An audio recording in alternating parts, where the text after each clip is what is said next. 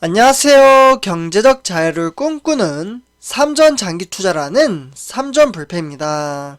삼전표 여러분, 오늘은 2011년 10월 24일 주말 일요일 아침 하루가 시작되었습니다.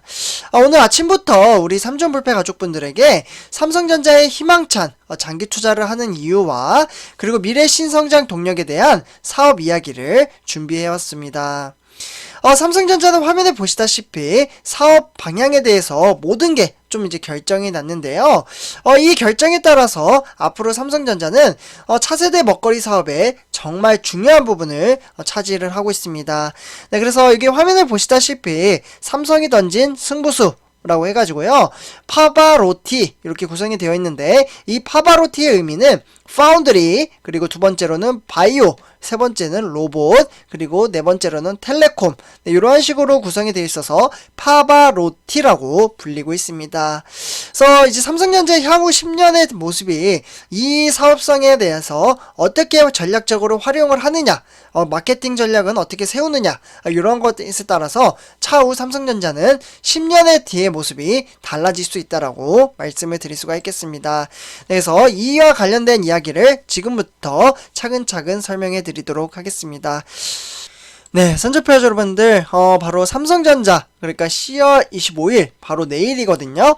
내일 혹시 무슨 날인지 아시나요? 네. 바로 내일 고 이건희 회장의 별세한 지 1주기가 되는 날입니다. 사실 고 이건희 회장이 2010년 3월달에 경영일선에서 물러났다가 2년 만에 복귀를 하면서 이제 고 이건희 회장이 했던 말이 있었는데요. 그때 이 이야기가 기억이 납니다. 지금이 진짜 위기다. 글로벌 인류 기업이 무너진다. 삼성도 어찌 될지 모른다. 10년 안에 삼성을 대표하는 사업가, 제품이 사라질 수도 있을 것이다. 그렇기 때문에 다시 시작해야 한다. 이렇게 좀 이야기를 해 주셨었는데요. 그 이후에 삼성은 발빠르게, 정말 빠르게 이제 갤럭시 스마트폰을 좀 출시를 해가지고 아이폰 위기를 극복하고 반도체 초격차를 실현을 했었습니다. 네, 그렇기 때문에 고 이건희 회장의 1주기를 맞은 삼성이 처한 이제 현재 대내외적인 이제 상황이 더욱 놀랍지 않다라는 평가가 나오고 있는데요. 그러니까 코로나19라는 이제 전례 없는 유행병의 이제 국가 간에 사실 이제 기술 패권 경쟁이 더욱더 이제 글로벌 경제의 혼란을 갈수록 고조를 시켰었습니다. 네, 그러면서 미국의 반도체 신규 공장 설립이나 또는 전략적 M&A라고 하죠. 이 전략적 M&A는 이제 인수합병이라고 이제 불리는데, 이 합병으로 인해서 결단을 내려야 하는 과제를 현재 산적해 있습니다. 향후 몇 년 안에 새로운 미래 질서가 재편될 것으로 좀 볼 수가 있겠는데요. 다행인 것은 방향은 정해졌다라는 점입니다.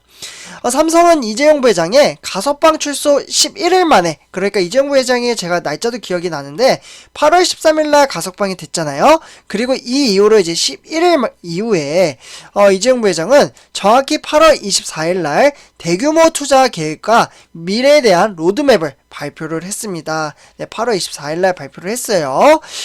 그러면서 이제 2018년도에 이제 세웠던 이제 180조죠. 네.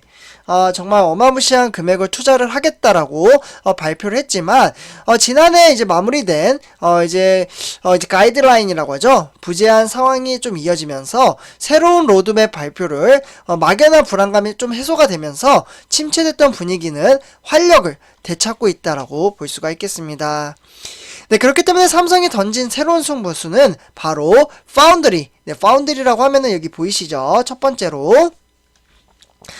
그래서 이제 파운드리나 이제 바이오, 그리고 로봇이나 IT 신기술, 이런 이제 차세대 통신이라고 좀 보실 수가 있겠는데요. 이런 이제 사업들을 삼성이 향후 3년간 무려 240조죠. 네. 정말 막대한 금액을 투자를 해서 주도권을 확보를 하겠다라고 언급한 전략 사업이라고 보실 수가 있겠습니다. 파운드리 사업은 삼성전자가 시스템 반도체 시장에서 영향력의 강화를 꾀하는 핵심 축이라고 볼 수가 있겠고요. 그렇기 때문에 반세기가 넘는 시간 동안 축적된 미국과 유럽의 팹리스라고 하죠. 이 팹리스는 반도체 설계 기업이라고 할 수 있는데 이 부분을 추격하기보다는 메모리 공정에서 쌓은 기술을 발판으로 파운드리 시장에서 접수의 도약의 기반을 마련을 하겠다라는 구상이 담겨져 있다라고 볼 수가 있겠습니다. 네, 그래서 지금 화면을 보시다시피 전 세계의 이제 반도체 파운드리 시장 점유율 현황을 보실 수가 있겠는데요. 여기에서는 대만의 TSMC가 52.9%, 그리고 삼성전자는 17.3%로 현재 2위를 달리고 있습니다. 근데 이제 삼성은 이제 파운드리 시장에서 독보적인 이제 강자인 이 대만의 TSMC를 따라잡기 위해서 선단 공정이 필수적이라고 보고 있고 현재 기술 개발에 속도를 내고 있습니다. 제가 이 부분은 이제 영상을 통해서 몇 번 말씀을 드리기도 했었는데요. 사실 이달 초 이제 파운드리 포럼에서 발표한 대로 GAA라고 해서요, 게이트 올 어라운드라고 하죠. 이 기술을 적용한 무려 3나노미터, 이 기술을 이제 사용을 해서 시스템 반도체 양산 시점을 내년 상반기로 앞당기는데 성공할 경우 사실상 처음으로 TSMC보다 한 발 더 빨리 앞장선다라고 보실 수가 있겠습니다. 그렇기 때문에 TSMC도 3나노 양산 시점을 이르면 내년 7월달로 현재 계획 중에 있다라고 보실 수가 있는데요. 시장에서는 이제 170억 달러, 그러니까 우리나라 돈으로는 무려 20조라는 정말 어마무시한 금액을 이제 미국 현지 파운드리에 신규 공장 설립이 역시 빠른 시일 안에 결단이 이뤄질 것이라는 관측이 나오고 있습니다. 네, 그렇기 때문에 지난 5월달이죠. 네, 이 5월달에 지금 이제 한미 정상회담이 좀 있었어요. 네, 이때도 제가 영상을 올려드렸었는데 이때 거의 반년 가까이 부지 선정을 두고 창고를 이어왔지만 이재용 부회장 같은 경우 다음 달 미국 출장을 계획을 하고 있기 때문에 지금 최종 결단이 임박해 있다라는 이야기가 나오고 있습니다. 그래서 삼주표 여러분들 아마 이재용 부회장이 제가 알기로는 올해 말이 아니라 이번 달 말이나 아니면 이제 11월 초에 이제 미국 출장 갈 것으로 좀 예상이 되거든요. 그래서 만약에 이제 미국에 있는 공장 부지를 확정을 짓는다면 그때는 외인들의 수급이 좀 들어오지 않을까라는 생각이 들기도 합니다. 그러나 이 부분은 제 개인적인 생각이니까 참고를 좀 해주시면 좋을 것 같고요. 그래서 다시 돌아와서 이와 더불어 2018년에 이어서 지금 8월달에 발표한 지금 제2반도체라고 불리고 있죠. 바로 파운드리에 이어서 바이오가 되겠습니다. 삼성 바이오로직스 같은 경우 이제 올 초에 이제 송도에 무려 1조 7,400억 원이라는 금액을 막대한 금액을 투자를 하면서 벌써 이제 네 번째 공장을 짓겠다라는 파격적인 청사진을 제시를 했습니다. 그러면서 삼성 바이오로직스와 자회사인 이제 삼성 바이오 피스라는 회사가 있거든요. 여기에서 이제 CDMO라고 해서요. 여기 보이시죠? 위탁 개발 생산 이렇게 좀 써 있는데 이에 따라서 이제 5공장과 6공장이 따라 건설이나 바이오 부분에 초격차에 나설 것으로 보고 있습니다. 네, 그렇기 때문에 바이오의 약품 외에는 백신과 세포 유전자 치료제로 차세대 치료제로는 이제 CDMO에 좀 진출을 할 것으로 보고 있고요. 그렇기 때문에 바이오 주권 시대에 대응해 바이오 이제 시밀러라고 해서 이 분야에서는 파이프라인의 고도화가 될 것으로 보고 있습니다. 그리고 이와 더불어 이제 로봇이죠. 선주표자분들 세 번째인데요. 일단 1, 2, 3번 좀 써드릴게요. 세 번째로는 이제 로봇과 IT 신기술이죠. 어떻게 보면 차세대 미래의 산업이라고 말씀을 드릴 수가 있는데 조금 로봇의 시대가 오면 좀 아쉬운 부분이 있습니다. 일자리가 좀 없어진다는 거죠.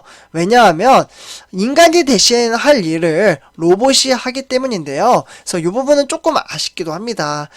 그래서 일단은 이제 로봇이나 AI 인공지능 또는 이제 슈퍼컴퓨터 이러한 지금 미래 신기술 분야에서는 애플이나 마이크로소프트 그리고 구글 이런 이제 미국의 네로라는 IT 기업과 가장 격렬하게 맞붙을 시장이라고 보실 수가 있겠습니다.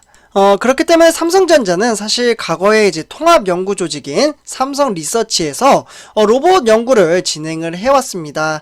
그렇기 때문에 올 2월 달에 소비자 가전이라고 하죠. 네, 소비자 가전은 C2라고 불리는데요. 일단 이제 이 부분에서 로봇 사업화를 전담팀 TF를 신설을 했습니다. 네, 그래서 실제로 삼성의 전략적인 M&A가 가능성이 가장 높은 분야가 미래 신기술 분야라고 좀 보실 수도 있겠는데요.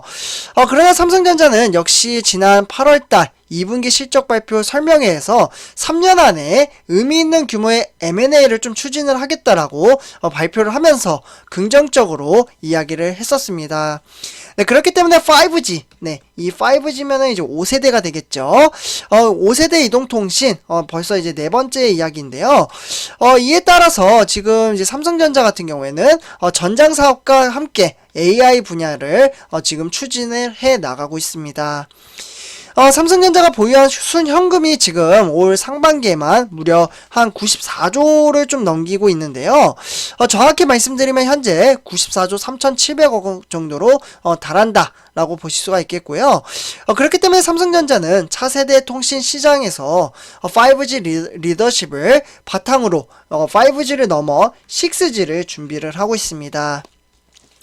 네, 그래서 삼성은 사실 지난 이제 2020년도 8월 달에 투자 계획을 밝히긴 했는데요.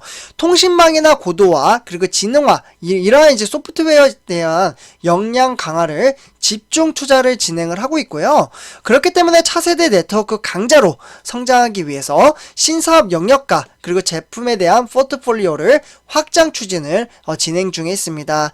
그렇기 때문에 이러한 사업 분야를 이제 삼성이 이제 잘 활용을 한다면 저는 향후 10년 이후에는 우리가 투자하고 있는 삼성전자는 15만, 20만 전자 막 이렇게 저는 충분히 갈 수 있으리라 생각을 합니다. 그래서 장기적인 안목을 가지고 투자를 한다 이렇게 말씀을 드리면서 이번 영상 마치도록 하겠습니다. 선조표 여러분들 제 영상이 도움이 되셨다면 구독과 좋아요 한 번씩 부탁드리겠습니다. 네, 감사합니다.